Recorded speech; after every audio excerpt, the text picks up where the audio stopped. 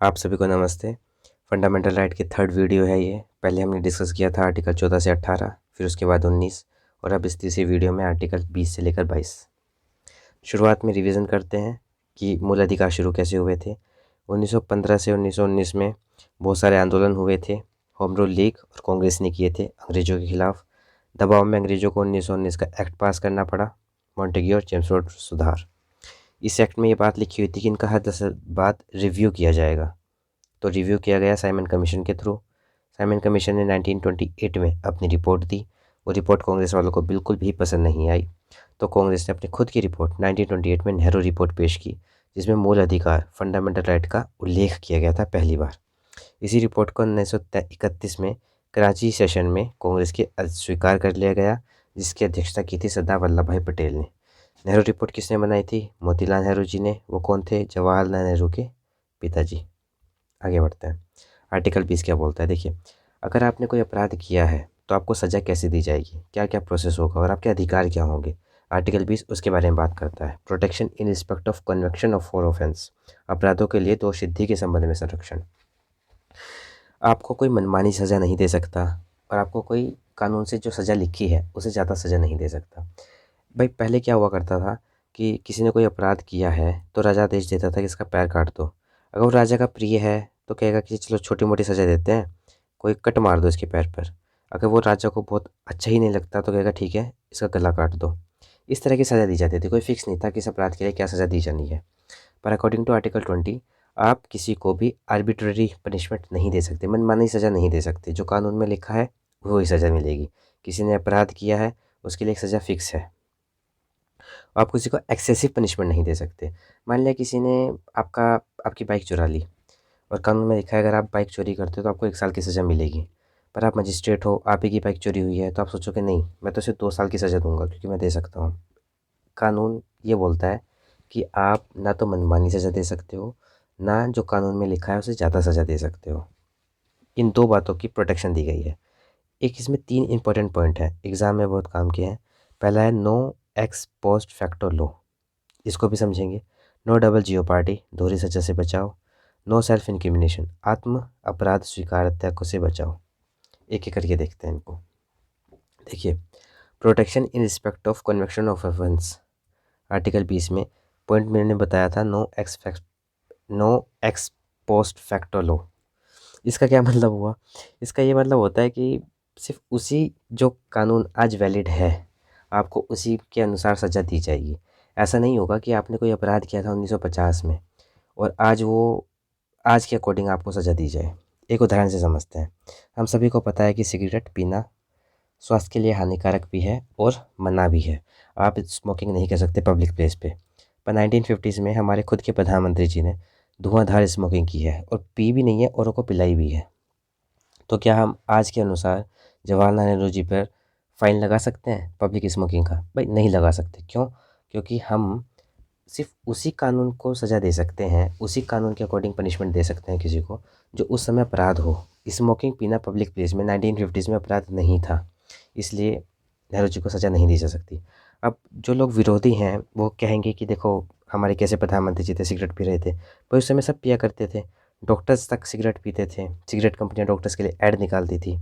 तो बिना बायस्ड होकर आप पढ़ाई किया कीजिए। कांग्रेस भाजपा में उलझिए, कुछ नहीं मिलेगा आपको। दूसरा पॉइंट क्या लिखा है? Can't be subjected to penalty greater than the prescribed by the law. जितनी कानून में लिखी है उतनी ही आपको पेनल्टी दी जानी है, उतनी ही सज़ा मिलेगी।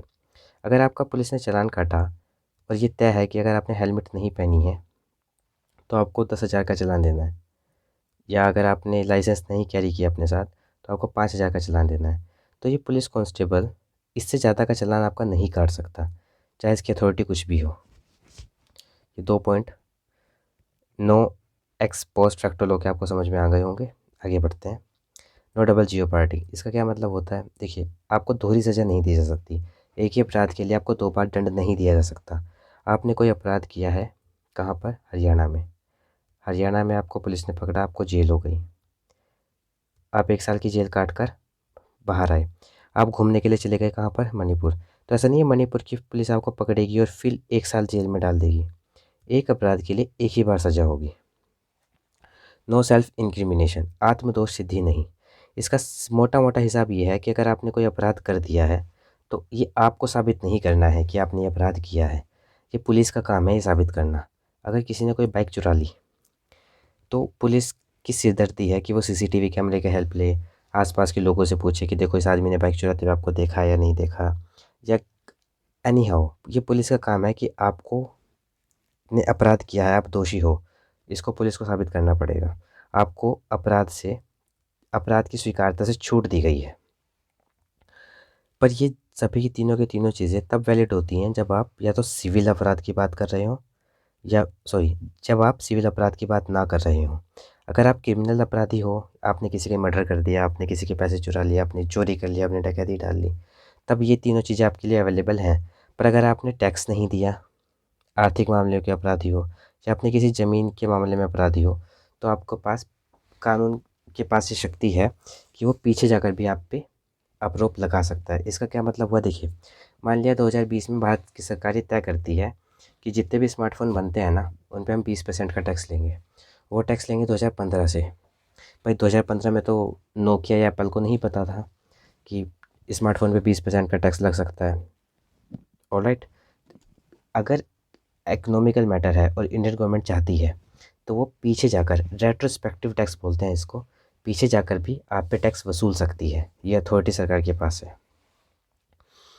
Article 21, protection of life and personal liberty, जीवन और स्वतंत्रता की सुरक्षा। इसमें कुल मिला के ये बात की गई है कि आपकी लिबर्टी, आपकी स्वतंत्रता और आपकी जीवन कोई मन मर्जी से नहीं छीन सकता। एक प्रोसेस होगा जो लॉ के अकॉर्डिंग होगा, और उसी के अनुसार आपकी या तो लिबर्टी छीनी जा सकती है, मतलब आपको जेल में डाला जा सकता है, या आपकी जीवन छीना जा सकता है, मतलब आपको फांसी की सज़ा दी जा सकती है। पर मद्रास हाई कोर्ट ने इसको कहा है कि देखो भाई, इस अधिकार का मतलब यही नहीं है कि बस आपको जीने के लिए छोड़ दिया, आप घास खा के जी रहे हो, क्या खा रहे हो आप, क्या नहीं खा रहे हो, बस आपको जीवन जीना है, आप भीख मांग रहे हो, आप झूठन खा के जी रहे हो, ऐसा जीवन आर्टिकल 21 नहीं देता। आर्टिकल 21 बोलता है डिग्निटी और लाइफ को मीनिंगफुल बनाना है, मतलब आपको सम्मान के साथ जीना है और जीवन को सार्थक बनाना है। उदाहरण से समझते हैं, अगर इस लड़के को मैं सिर्फ जीने का अधिकार दूँ तो ये बड़ा होकर एक भिखारी बनेगा रेलवे स्टेशन पे बैठा हुआ।